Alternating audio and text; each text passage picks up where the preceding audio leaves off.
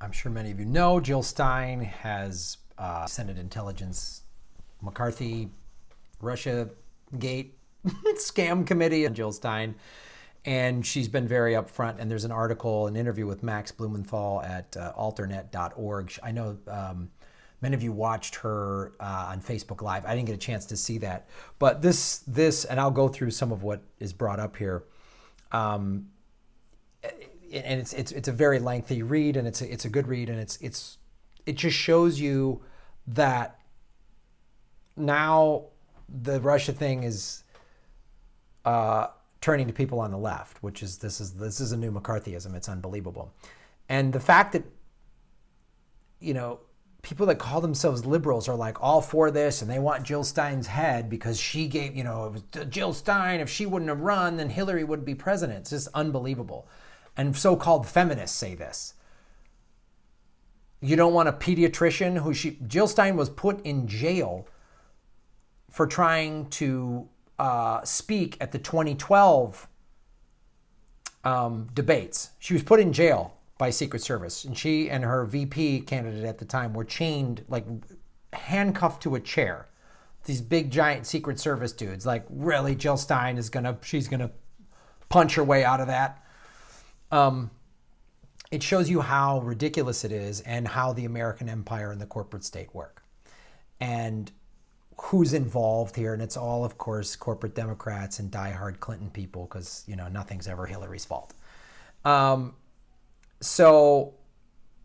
I'm going to read some excerpts. You're going to talk about, too, and Jill Stein is going to explain that Russian dinner she went to in Moscow for RT. RT is Putin's thing or whatever. So they're all Russian turncoats, according to these jackasses. Let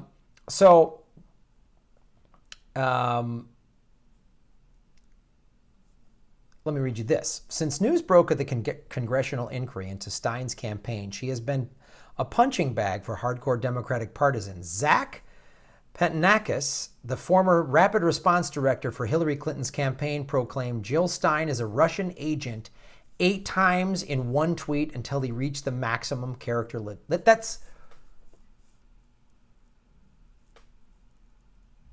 a PR guy from the Clinton team. That's his Twitter feed. Jill Stein is a Russian agent 8 times. This is insanity. I don't know how you listen to this for 16, 17, 19 months of talking about Russia? 17 months, probably? And Jill Stein, it's mind-boggling to me. The origins of the allegations against Stein lay in the so-called Steele Dossier, a collection of unverified claims cobbled together by a former MI5 agent named Christopher Steele, who was paid by the DNC and the Clinton campaign. This is what is so mind-numbing about both the Trumpers and the Hillary people, is the things that there's evidence of them doing. When there's evidence of the other side doing it, they scream and yell, and then yet it's like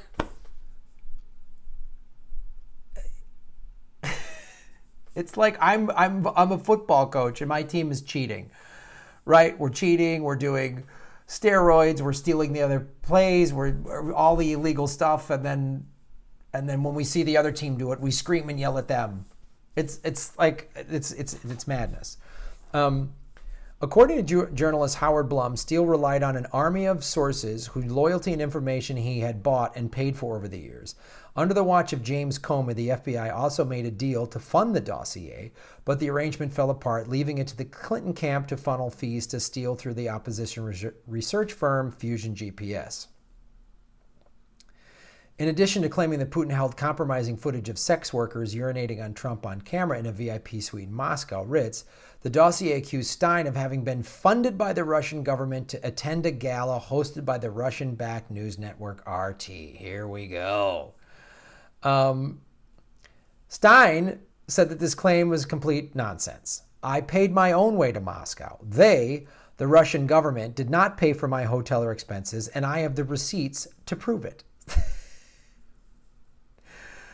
RT Gala was organized in November 15 as a celebration of the International Network's 10th anniversary. Dignitaries, diplomats, politicians, media professionals, and activists from around the world gathered in Moscow for the event. This is all Jill Stein's words. I was among those invited to attend, and I accepted.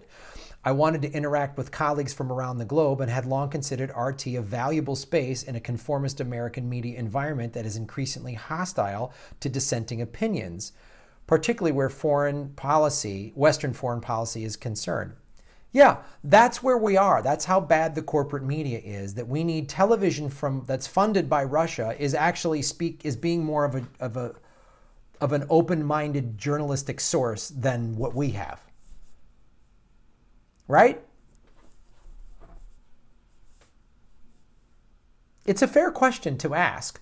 Hey, well, if Russia's funding RT, are they a little... That's a fair question to ask. Then you have to immediately ask, well, who's funding NBC and MSNBC and all their subsidiaries? Who's funding ABC and Disney and all of their subsidiaries? Who's funding CBS? Who's funding CNN?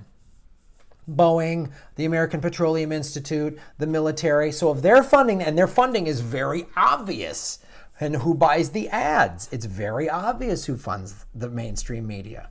Then you have to ask yourself the same question. And if you're going to sit there and look your nose down at RT as some sort of corrupt Putin mouthpiece, then America's media is obviously a bunch of corporate bullshit. Back to what Jill Stein said. During the two-day affair, I participated in a public panel discussion with former Salt Lake City Mayor Rocky Anderson, was he a Russian spy, historian Peter Kuznick, and a Christian Science Monitor's Moscow correspondent Fred Weir. I did not have a chance to collude with any Russian officials, though I did attempt a selfie with Mikhail Gorbachev. Jill Stein's awesome. As far as I know, the only person who received a fee to attend the RT Gala was former General Michael Flynn, who was previously unknown to guests and was referred to dismissively as the Obama General. Flynn's one-on-one with RT host Sophie Shervadazdri, sorry for mispronouncing that, went over poorly. He was regarded as inarticulate and uninformed by a range of audience members I spoke to. I did not attend. She sat at a table with a bunch of people. Stein was seated beside Willy Wimmer, the former minister of Germany.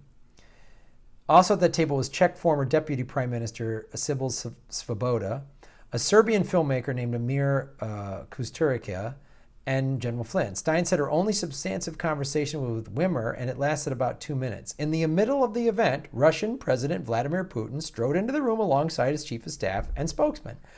They briefly seated themselves at the dignitaries' table before Putin appeared on stage for a few remarks, then shuffled towards the exit. I asked Stein what took place when Putin arrived at the table.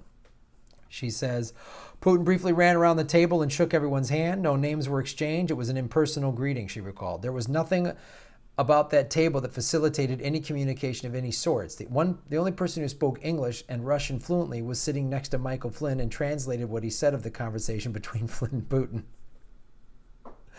I amounted to something to the effect of, how are you? I'm fine. It amounted. Stein told me she had requested a moment with Putin or Russian Foreign Minister Sergei Lavrov to discuss U.S.-Russian cooperation on nuclear nonproliferation and de-escalation and de-escalating the conflict in Syria. Quote, Hillary Clinton was promoting a no-fly zone in Syria, which would have put us in the position of shooting down Russian planes when we have 2,000 nuclear weapons on hair-trigger alert. So communication with our adversaries was important, and we were in a crisis at the time. Our Green Party communications were exemplary, she asserted. They were content-focused, not about quid pro quo or any backroom deals. They were on target, and in the words of JFK, I believe we should never negotiate out of fear and never fear to negotiate. She's quoting JFK, awesome. In the end, Stein was able to meet only with Foreign Affairs Chair of the Duma, a lower house of the Russian parliament. A statement posted on Stein's campaign website outlined her agenda for the meeting. A new commitment to collaborative dialogue between our governments to avert disastrous wars for geopolitical domination, destruction of the climate, and cascading injustices that promote violence and terrorism. Wow, so she was just being a politician who has a really great platform of a Green New Deal. And as Jill Stein says, we are facing our 6th extinction event. We've had 5 on this planet. This is now the 6th one, and she wants to prevent that. But that makes her a Russian spy, according to the Hillary Clinton people. Assholes. You call yourself a liberal. You say you care about the environment. You say you care about no war. How can you back then the Clinton war machine? Hillary Clinton, as a senator, was pushing President Bush's war in Iraq. After we went in there, she voted for it. She pushed it. As Secretary of State, she helped Obama take us from 2 wars to 7. This is not conspiratorial. These are facts. And if you're such a feminist, you're slamming a woman that's a physician who's running with the Green Party. She doesn't have a foundation that takes money from ExxonMobil and Goldman Sachs and Boeing and the Saudis like the Clinton Foundation does. How do you look yourself in the eye and call yourself a feminist? Does Jill Stein's husband been accused of sexual assault and then Jill Stein berated these women? Did that happen? Like happened to Bill Clinton? You're not a feminist. You're not a feminist. You just want global domination, just like the Clintons do, and you just want it for women, and so you can subjugate men or just anyone that's not on your team. You want to beat them up, you're nuts. You're just a power-hungry lunatic.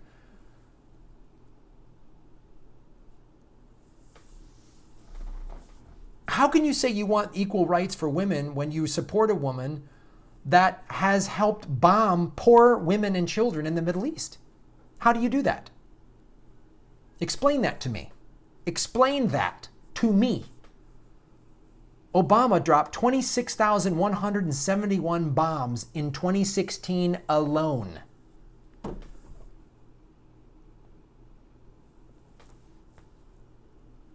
The no-fly zone in Syria that Hillary was pushing for, that's so we can have our pipeline, not the Russians' pipeline.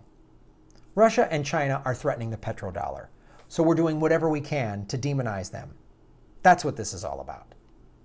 Blaming little old Green Party. Right. It's a little old Green Party with its million votes and its handful of money. So the big bad Hillary campaign with $1.5 billion lost because of the Green Party. Wow, that makes so much sense. Yeah, and that's Al Gore. It was Ralph Nader's fault that Al Gore couldn't even campaign enough to win his home state of Tennessee and couldn't win Bill Clinton's home state of Arkansas. Right, it was Ralph Nader's fault. That's absolutely right. It's absolutely right.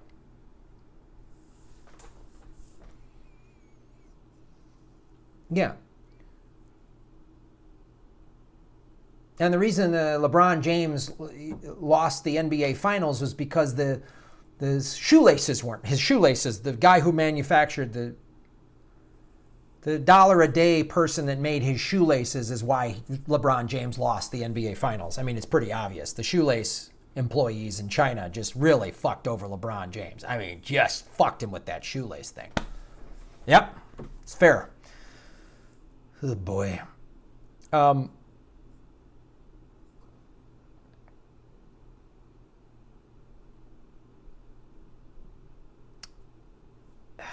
Let me read this final thing. So far, no material has turned up to validate the committee's unusual line of inquiry. In the face of Senate Intelligence Committee's request, Stein pledged cooperation. We intend to provide any documents that are relevant, she maintained, but we had very little communications with Russia other than through RT for our appearances and limited logistics around the RT conference. But in the frenetic atmosphere of Russiagate, even Stein's interviews with RT America have become grounds for suspicion. An error-laden report released by the Director of National Intelligence this January cast RT as a key aspect of Kremlin meddling in the 2016 presidential election.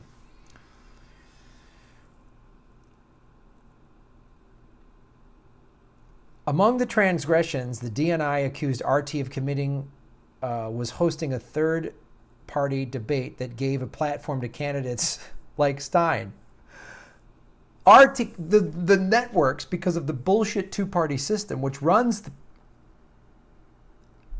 the two parties dictate who's in the debates. So they couldn't let Jill Stein or Gary Johnson on stage to debate Trump and Hillary. So they went to another network and had a debate. Tens of millions of people were watching the main debates that were carried on all the major networks. And a handful of people watched the debates on RT. But RT was part of the Russian thing. Jesus Christ.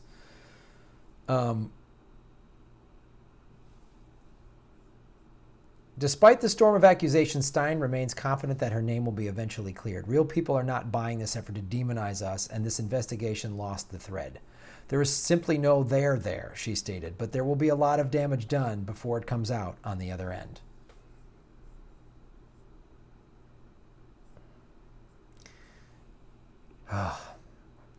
Thanks for watching, you guys. Thanks for supporting independent media, because this is what's going on. This is what's going on. I mean, Jimmy Dore's starting to be called the Russian puppet, Kremlin puppet.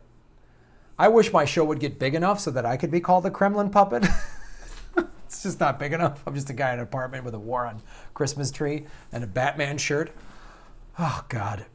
It's insane. Doesn't stuff like this make you feel crazy? It makes me feel crazy sometimes. And then when I hear neoliberal friends of mine, intelligent, thoughtful people in Hollywood say this crap. Oh, I don't know, Jill Stein, boy, she had dinner with Putin. Oh, God. Who said that? Rachel Maddow? She makes $7 million a year from companies like Boeing. So that's who's telling you. Because we need Russia to be the bad guy to ramp up a new Cold War. Okay? Thanks for watching.